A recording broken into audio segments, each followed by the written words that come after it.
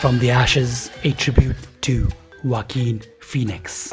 Behind every great performer, there's great history. Let's take a deep dive into the career of an enigmatic artist and one of the most unique actors of this generation. Written by Grace Smith. Joaquin Phoenix is the eccentric artist behind so many incredible cinematic performances. Commodus in Gladiator, Johnny Cash in Walk the Line, Freddie Quell in The Master, and more recently, the Academy Award-winning Joker in the most recent character adaptation. What makes Phoenix such a unique actor, and how has he managed to make each performance better than the last? Humble beginnings. Together and decided acting seemed like a pretty good idea. Though he may be famous for the mystical surname now, Joaquin has not always been a phoenix. When he was born, his parents were in the midst of traveling across South America and Puerto Rico as missionaries to the infamous Children of God cult. Under their original surname, Bottom, the clan would essentially live a nomadic lifestyle, with the children busking on the streets of Venezuela while their parents preached the word. As you can tell, Phoenix's childhood was anything but orthodox. When we go someplace, we get to meet other people.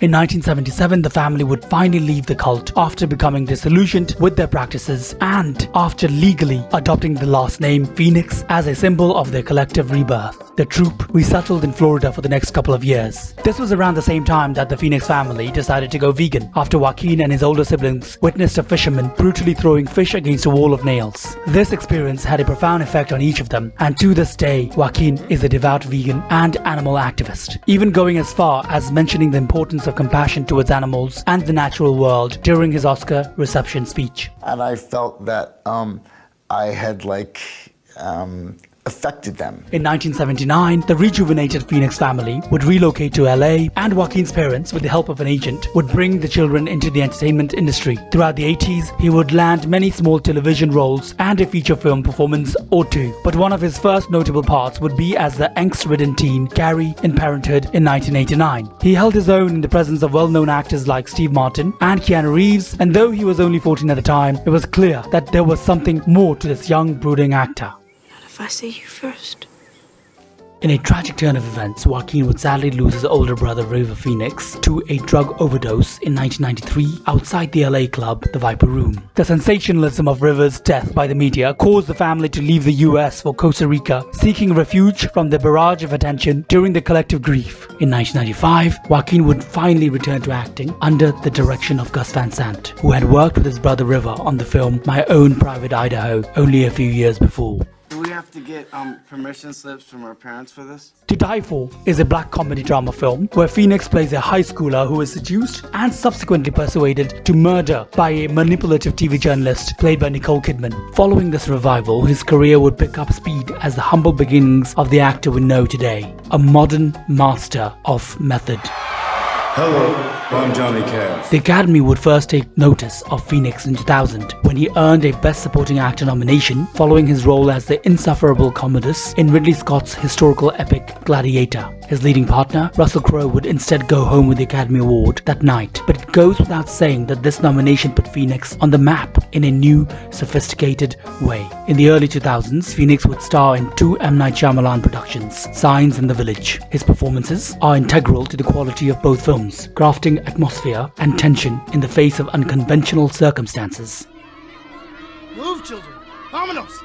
In fact, his character in The Village, Lucius Hunt, was written specifically for him. In 2005, Phoenix would deliver a captivating performance as the fabled country star Johnny Cash in the musical drama film Walk the Line, with Reese Witherspoon playing his partner June Carter. Both he and Witherspoon sang all of their own songs for the project, and Phoenix hauntingly embodies that low, dark tone that Cash was so famous for.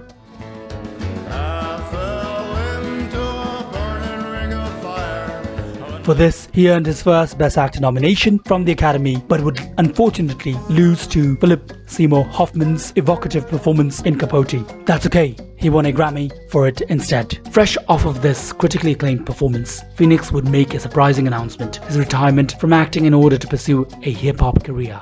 I don't want to play the character of Joaquin anymore. Though it turns out that ever the committed performer, Phoenix was just embarking on a new intensive form of role preparation for a Casey Affleck directed documentary titled I'm Still Here. The documentary would examine Joaquin's transition from movie star to rap star. His dedication to and immersion within this project would cement his increasingly eccentric public image. In his first role since his full retirement, Phoenix would star as Freddie Quell, a psychologically disturbed veteran who finds himself joining a Scientology-esque religious movement in The Master, where he would go head-to-head with the aforementioned late, great Philip Seymour Hoffman.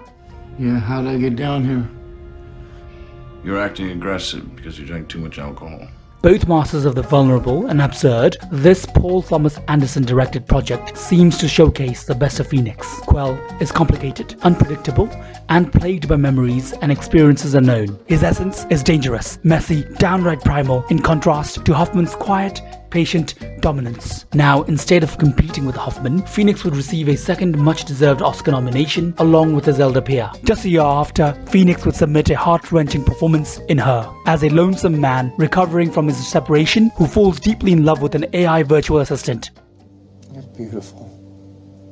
Delivering a sincere romantic performance with Scarlett Johansson, Phoenix endeavors into the heart of the film and reaps something authentic and wonderfully tender. In the intriguingly neo-noirish superhero film Joker, Phoenix is the most recent star to embody the now familiar DC character. Plagued by the corrupted environment of Gotham and a strange illness which causes him to laugh uncontrollably at inappropriate times, Phoenix so elegantly presents a new foray into madness by a character who feels more like a victim and less like a villain. If it was me dying on the sidewalk, you'd walk right over me. That's what's so special about Joaquin. He doesn't just familiarize himself with the foundation of this character. He seeks a sad, soft core. He has that sensitivity and emotional intelligence that is so reminiscent of Hoffman. He's unafraid of prying beneath the semantics of performance, living within the skin of his characters, wearing their terrible flaws like some sort of ritualistic dressing. They are terribly damaged and absolutely gorgeous, just like the rest of us. That there was something wrong with me? A long, exciting future ahead. There isn't. Interviews with various actors and directors all seem to share one sentiment when it comes to Phoenix. He and the various methods that he utilizes to hone his craft are unique. Unique. This is the core of his power. That sense of strange charisma and the fearless willingness to portray brutal, beautiful vulnerability. I think that we could all learn something from that. Now, Phoenix is hot on the heels of an Oscar win and primed for his best performance yet. The world is his oyster now. Eternally unintimidated and open-minded towards incredible complex stories, fans of all genres can look forward to an illustrious career ahead of his already enigmatic legacy. Audiences can look forward to Joaquin's next film, Disappointment Boulevard, directed by the up-and-coming director of Hereditary and Midsommar, Ari Aster. Little is known about the project other than it's currently in production, and the IMDb description, which describes the premise as a decade-spanning portrait of one of the most successful entrepreneurs of all time.